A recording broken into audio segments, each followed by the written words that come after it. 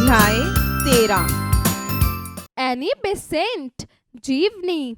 अध्ययन से पूर्व शिक्षक शिक्षिका स्वतंत्रता संग्राम से जुड़ी उन महिलाओं के विषय पर चर्चा करें जिन्होंने शिक्षा क्षेत्र में भी सराहनीय योगदान दिया। Annie Besant, Savitri by, Sarojini Naidu. जीवनी का मूल तत्व एनी बेसेंट का स्वतंत्रता संग्राम में दिए गए योगदान का परिचय बच्चों को प्रदान करना। भारत का 1857 का प्रथम स्वतंत्रता संग्राम, जिसे अंग्रेजों ने विद्रोह गद्र कहा, इंग्लैंड की पार्लियामेंट में तूफान मचा दिया। अंग्रेज किसी भी दशा में सोने की चिड़िया को हाथ से नहीं निकलने देना चाहते थे।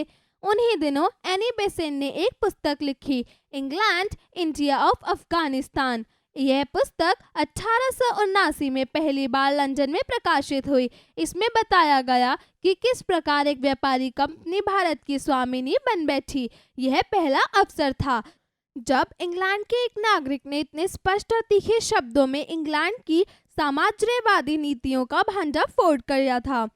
एनी बेसेंट ने बताया कि जब भारत की निर्धनता की बात सोचते हैं तो आंखों के सामने जोंकों का दृश्य आता है जिन्होंने भारत का धन चूसा है। अंग्रेजों की भारत विजय की कहानी बहुत घिनौनी है। अब आपके मन में यह जानने की उत्सुकता हो रही होगी कि यह एनी बेसेंट थी कौन। अक्टूबर 1847 में लंदन में एक बच्ची का जन्म हुआ था। उसका बचपन का नाम एनी वुड था। वह अपने आप को आयरिश कहलाना अधिक पसंद करती थी क्योंकि उसकी माँ आयरिश थी। एनी अपनी माँ से बहुत प्यार करती थी। एनी के पिता एक बड़े विद्वान थे। उन्हें कई भाषाओं का ज्ञान था। जब एनी केवल 5 वर्ष की थी, पिता की मृत्यु हो गई। एनी की माँ उसे हैरो स्कूल में पढ़ाना चाहती थी। उस स्कूल के प्रिंसिपल की सहायता से यह संभव हुआ। वैसे एनी की शिक्षा नियमित रूप से किसी स्कूल में शुरू नहीं हुई। मिस मैरियट के घर पर रहकर उन्हीं के द्वारा एनी की पढ़ाई हो सकी। दिसंबर 1867 में एक पादरी फ्रैंक बेसेंट के साथ एनी का विवाह हुआ। पति पत्नी की इच्छाओं और भावनाओं में जमीन आसमान का अंतर था। फिर भी जीवन जैसे तैसे चलता रहा। वह 2 बच्चों की मां भी बन गई, परंतु दोनों बच्चों निरंतर बीमार रहने लगे। 1873 ईस्वी में केवल 26 वर्ष की आयु में एनी बेसेंट घर से निकाल दी गई और वह सच्चाई की खोज में आगे बढ़ चली। 1874 ईस्वी में एनी बेसेंट चार्ल्स वार्डले की एक संस्था नेशनल सेकुलर सोसाइटी में सम्मिलित हुई। एनी बेसेंट ने पूरे देश में घूम घूम कर धर्म और राजनीति पर भाषण दिए। उन्होंने 1887 में मजदूरों के लिए 8 घंटे कार्य दिवस और बेरोजगारी की समस्या पर जमकर संघर्ष किया। 1889 का वर्ष उनके जीवन के लिए महत्वपूर्ण साबित हुआ।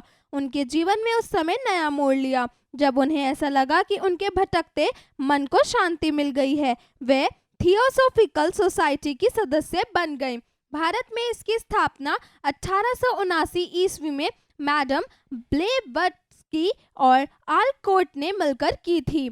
इस संस्था के उद्देश्य थे विश्व बंधुत्व की स्थापना, आर्य और पूर्वी धर्म, भाषा और विज्ञान के अध्ययन को बढ़ावा देना। एनी बेसेंट 16 नवंबर 1993 को भारत पहुंची। एनी के लिए भारत एक ऐसी पवित्र भूमि थी जिसका महान धर्म विश्व के सब धर्मों का मूल था। उनकी दृष्टि में भारत भूमि सब संस्कृतियों का केंद्र थी। वह अपने सपनों के भारत को अपनी माता मानकर आई थी। वह भारत में जहां भी गईं, लोगों ने उनका बहुत सम्मान किया। पर भारत की दुर्दशा देखकर एनी हैरान रह गई।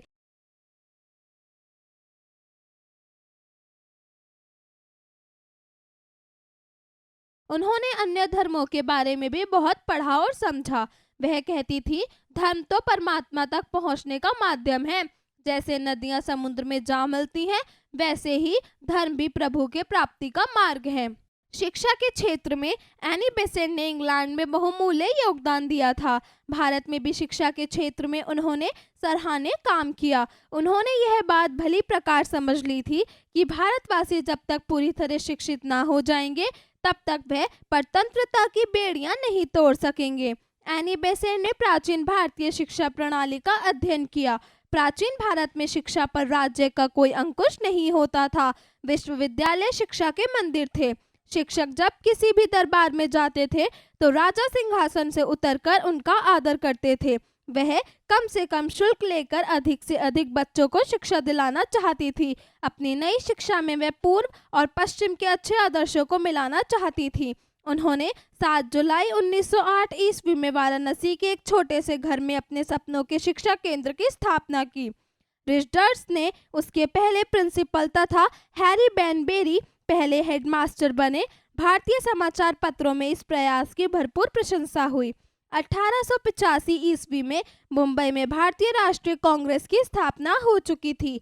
एनी बेसेंट भी भारत के स्वतंत्रता आंदोलन में जुड़ चुकी थी। 1917 ईस्वी में कांग्रेस का अधिवेशन कोलकाता में हुआ। एनी बेसेंट इस सम्मेलन में कांग्रेस अध्यक्ष चुनी गई। यह किसी भी स्वतंत्रता सेनानी के लिए बहुत बड़ा सम्मान था। इस सम्मेलन में 4000 सदस्य आए थे। एनी बेसेंट उस समय संसार की मानी हुई वक्ता थी। उन्होंने कहा था, आप लोगों ने मुझे जो सम्मान दिया है उसके प्रति मेरी कृतज्ञता शब्दों द्वारा व्यक्त नहीं की जा सकती। आपके उपहार को मैं मातृभूमि की सेवा में अर्पित करना चाहती हूँ। मेरे पास जो भी है और मैं जो भी हूँ वह सब कुछ मैं भारत माता की बलिवेदी पर चढ़ाती हूँ। हम सब मिलकर शब्दों में ही नहीं बल्कि कर्तव्य द्वारा वंदे मातरम का उद्घोष करेंगे। होम रूल की बात सबसे पहले 1895 में बाल गंगाधर तिलक ने उठाई थी। 1914 ईस्वी में एनी बेसेंट ने होम रूल को कार्य रूम में लाने के लिए लोगों को तैयार करना आरंभ कर दिया।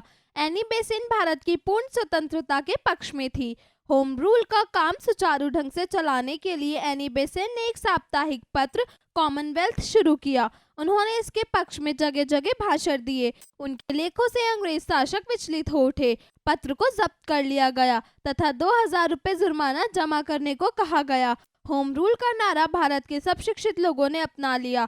कांग्रेस और लीग दोनों को इस आंदोलन ने जीत लिया। एनी बेसेंट का जगह जगह पर सम्मान किया गया।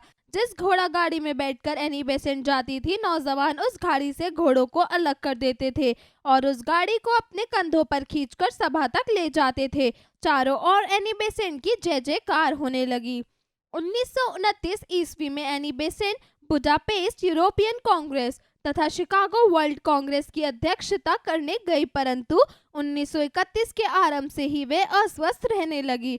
फिर भी उन्होंने चेन्नई में थियोसॉफिकल सोसाइटी का केंद्र बनाया और उसे संवारने में लग गई। जून के महीने में उनके घुटने में चोट लगी। इसके बाद वे कभी ना उठ सकी। 20 सितंबर 1933 को वे इस संसार से विदा हो गई। उनका नाम भारतीय इतिहास में सदा अमर रहेगा। वह चाहती थी हम सब बच्चे भारतवासी बनकर जिएं और भारतवासी बनकर ही मरें। ऐसा बनकर ही हम उनकी स्मृति को सदैव बनाए रखने में सफल हो सकेंगे। यही उनके लिए सच्ची श्रद्धांजलि होगी। शब्दार्थ: स्वामिनी अर्थात मालकिन, परतंत्रता अर्थात गुलामी, अपति अर्थात भेंट, स्मृति अर्थात याद, विश्व बंधुत्व अर्थात संसार का भाईचारा, निर्धनता अर्थात गरीबी, विचलित अर्थात अस्थिर। उच्चारण करें। अध्ययन, बहुमूल्य, कार्य रूप, श्रद्धांजलि, साम्राज्यवादी, पार्लियामेंट, विश्व बंधुत्व, शिक्षण संकेत। शिक्षक शिक्षिका जीवनी के माध्यम से बच्चों को उनके शिक्षा के क्षेत्र में दिए गए योगदान के बारे में भी बताएं। अभ्यास कार्य, जरा बताइए। प्रश्न 1, दिए गए प्रश्नों के उत्तर बताइए। क, एनी बेसेंट का जन्म कब और कहाँ हुआ था? उत्तर: एनी बेसेंट का जन्म अक्टूबर 1847 को लंदन में हुआ था। ख, एनी बेसेंट क्या चाहती थी? उत्तर: एनी बेसेंट चाहती थी कि हम सब बच्चे भारतवासी बनकर जिएं और भारतवासी बनकर ही मरें। ग, एनी बेसेंट द्वारा रचित पुस्तक का क्या नाम था? उत्तर: एनी बेसेंट द्वारा लिखित पुस्तक का नाम इंग्लैंड, इंडिया और अफगानिस्तान था। घ, एनी बेसेंट सन 1854 ईस्वी में किस संस्था के साथ जुड़ी? उत्तर: एनी बेसेंट 1854 में नेशनल सेक्युलर सोसाइटी नामक संस्था के साथ जुड़ी। जरा लिखिए। प्रश्न 2, दिए गए प्रश्नों के उत्तर लिखिए। क, भारत के बारे में एनी बेसेंट के क्या विचार थे? उत्तर, एनी बेसेंट भारत को ऐसी पवित्र भूमि मानती थी जिसका महान धर्म सब धर्मों का मूल था। उनकी दृष्टि में भारत भूमि सब संस्कृतियों का केंद्र थी। ख, भारत में धर्म के विषय पर एनी बेसेंट क्या सोचती थी? उत्तर, भारत के धर्म के विषय में एनी बेसेंट कहती थी कि धर्म तो परमात्मा तक पहुंचने का माध्यम है। जैसे नदियां समुद्र में जा मिलती हैं, उसी प्रकार धर्म भी परमात्मा प्राप्ति का मार्ग है। ग, एनी बेसेंट स्वतंत्रता संग्राम से क्यों जुड़ गई थी? उत्तर, एनी बेसेंट अपनी शिक्षा में पूर्व था पश्चिम के आदर्शों को मिलाना चाहती थी, जिसके लिए उन्होंने शिक्षा केंद्र की स्थापना 1885 में भारतीय राष्ट्रीय कांग्रेस पार्टी में अध्यक्ष बनकर स्वतंत्रता संग्राम से जुड़ गई। घ, एनी बेसेंट का वैवाहिक जीवन कैसा था? उत्तर, एनी बेसेंट का वैवाहिक जीवन संतोषजनक नहीं था। प्रश्न 3, सही कथन पर सही अथवा गलत कथन पर गलत का निशान लगाइए।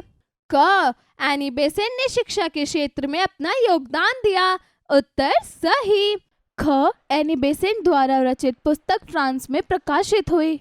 उत्तर, गलत। ग, एनी बेसेंट का जन्म इंग्लैंड में हुआ।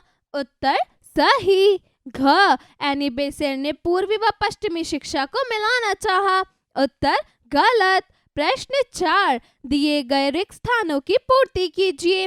क, एनी बेसेंट डैश सोसाइटी की सदस्य बन गई। उत्तर, थियोसॉफिकल। ख, डैश के क्षेत्र में एनी बेसेंट ने अपना बहुमूल्य योगदान दिया। उत्तर, शिक्षा। ग, एनी बेसेंट को स्वतंत्रता संग्राम में डैश का अध्यक्ष चुना गया। उत्तर, कांग्रेस। घ, उन्होंने इंग्लैंड की डैश नीतियों का भंडाफोड़ किया। उत्तर, साम्राज्यवादी। प्रश्न 5, सही विकल्प पर सही का चिन्ह लगाइए। क, भारत का स्वतंत्रता संग्राम कब हुआ? सन 1857, सन 1858, सन 1839, सन 1859। उत्तर, 1857। ख, एनी बेसेंट के बचपन का नाम था आयरिश, एनीवुड, हेनरी, कोई भी नहीं। उत्तर, आयरिश। ग, एनी बेसेंट ने डैश के साथ मिलकर वेद, उपनिषद, रामायण आदि का अध्ययन किया। Doctor Sarvepalli Radhakrishna, doctor Bhimrao Ambedkar, doctor भगवान दास, डॉक्टर कृष्णमूर्ति। उत्तर, डॉक्टर भगवान दास। घ, एनी बेसेंट द्वारा शुरू किए जाने वाले पत्र का नाम था parliament, home rule, Commonwealth, Vande Mataram. उत्तर, कॉमनवेल्थ। प्रश्न 6, वाक्यांशों का मिलान कीजिए। क, उन्हीं दिनों एनी बेसेंट ने उत्तर एक पुस्तक लिखी। ख, अक्टूबर 1874 में लंदन में उत्तर एक बच्ची का जन्म हुआ था। ग, एनी की मां उसे उत्तर हैरा स्कूल में पढ़ाना चाहती थी। घ, 1889 का वर्ष उनके जीवन उत्तर के लिए महत्वपूर्ण साबित हुआ। प्रश्न 7, दिए गए शब्दों का वाक्य में प्रयोग कीजिए। क, श्रद्धांजलि। उत्तर, हम भारतवासी बनकर ही जिएं और भारतवासी बनकर ही मरें। एनी बेसेंट के इस सपने को पूरा करना ही उनके प्रति यह हमारी सच्ची श्रद्धांजलि होगी। ख, स्मृति। उत्तर, मेरे बचपन की स्मृतियां मुझे सुखद अनुभव प्रदान करती हैं। ग, सम्मेलन। उत्तर, स्वतंत्रता संग्राम के दिनों में कई क्रांतिकारियों ने विभिन्न सम्मेलनों में भाग लिया। ख, शिक्षित। उत्तर, भारत के प्रत्येक जन को शिक्षित करके भारत को सुदृढ़ और समृद्ध बनाया जा सकता है। ड, आंदोलन। स्वतंत्रता प्राप्ति के लिए भारत में आंदोलनों की झड़ी सी लग गई थी। जरा सोचिए। प्रश्न 8, अंग्रेजों के लिए भारत सोने की चिड़िया क्यों थी? अपने शब्दों में अभिव्यक्त कर लिखिए। प्रश्न 9, अंग्रेजों की भारत विजय की कहानी बहुत घिनौनी है। एनी बेसेंट ने ऐसा क्यों और किसके लिए कहा? कक्षा में चर्चा करते हुए लिखिए। प्रश्न 10, शिक्षित भारत की परितंत्रता को बेड़ियां तोड़ सकेगी। एनी बेसेंट की इस विचारधारा के पीछे क्या उद्देश्य था? सोचकर कक्षा में संवाद कीजिए। जरा भाषा पर गौर कीजिए। प्रश्न 11, दिए गए उपसर्गों से सार्थक शब्द बनाइए। क अ उत्तर अभाव अमर अभात अभय। ख प्र उत्तर प्रचुर प्रहार प्रयास प्रभाव। ग नि उत्तर नियोजन निकाय नियंत्रण निकम्मा। घ अनु उत्तर अनुराग अनुपम अनुवाद अनुकूल। प्रश्न 12 दिए गए शब्दों में सही भाववाचक संज्ञा शब्द पर सही का चिन्ह लगाइए। क सोना चिकित्सक इंसान फकीरी उत्तर फकीरी। ख बुढ़ापा भला खटास सुंदरता उत्तर बुढ़ापा खटास। ग प्रगतिशील स्मृति भक्ति भातृत्व उत्तर स्मृति भक्ति भातृत्व। घ काला दुष्टता तपस्वी झुकाव उत्तर दुष्टता। प्रश्न 13 दिए गए पदों के समास का नाम लिखिए। क शताब्दी उत्तर द्विग समास। घ पराधीन उत्तर तत्पुरुष समास। ग देशभक्ति उत्तर तत्पुरुष समास। घ देश विदेश उत्तर द्वंद्व समास। प्रश्न 14 दिए गए शब्दों के पर्यायवाची शब्द बताइए। क विद्या उत्तर ज्ञान शिक्षा ज्ञानेश्वरी। ख स्वतंत्रता उत्तर स्वाधीनता आजादी स्वाधीनता। ग सभ्यता उत्तर शिष्टता शिष्टाचार शीलवता। घ बचपन उत्तर बालपन बाल्यावस्था लड़कपन। जरा रचनात्मक कार्य कीजिए। प्रश्न 15 भारतीय समाज में नारी विषय पर अनुच्छेद लेखन कीजिए। प्रश्न 16 एनी बेसेंट के अलावा अन्य किन महिलाओं ने स्वतंत्रता संग्राम में अपना योगदान दिया, उनके विषय पर जानकारी एकत्रित कर कक्षा में चर्चा कीजिए। प्रश्न 17 एनी बेसेंट की 5 उपलब्धियों के नाम लिखिए जो उन्होंने अपने जीवन काल में हासिल की। जरा दिमाग लगाइए। प्रश्न 18 शिवाजी एक प्रसिद्ध मराठा शासक थे, उनसे संबंधित कुछ प्रमुख तथ्य बताइए। क एनी बेसेंट की मृत्यु।